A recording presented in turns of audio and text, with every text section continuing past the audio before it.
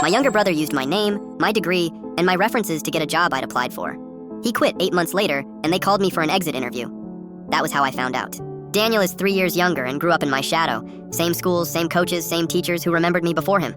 I moved to Seattle in 2018 for work, and we kept in touch the way brothers do. Calls every few weeks, texts here and there. By 2019, he was going quiet.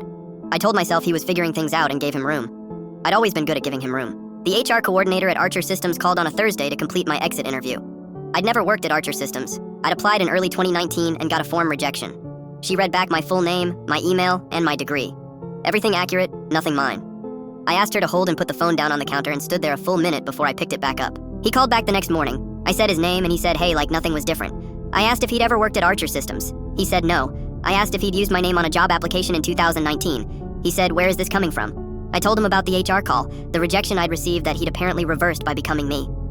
He went quiet for a long time after that. I drove to Portland that weekend. He answered in a t-shirt and looked like he'd been expecting this for a long time. I asked how many times he'd used my name. He said once, just Archer. I asked if he'd used my social security number. He said for the background check, yes. I asked about my degree. He said he'd mentioned the school, but they hadn't verified. I asked what else. He looked at the wall behind me when he answered. I pulled my credit report at his kitchen table. He sat across watching me scroll. 2 inquiries I didn't recognize, both from 2019. One from Archer, one from an apartment complex on Portland's east side. I looked up. He said he needed a place to live, that his own credit wouldn't clear.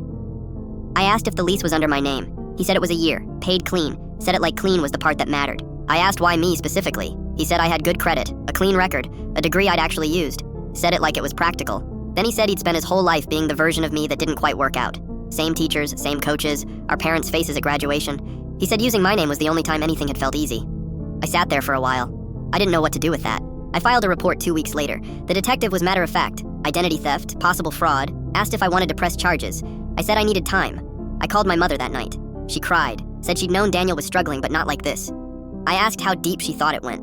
She said she thought he was just finding his way. I thought about finding your way by stepping into someone else's. I didn't say that to her. The detective's deadline passed last Friday. I haven't called back yet. Daniel sent one text. 6 words, no punctuation. I've read it probably 30 times. My name is still in a record system somewhere in Portland. I keep thinking about what he said, that it was the only time anything felt easy. I don't know what I'm gonna do with that.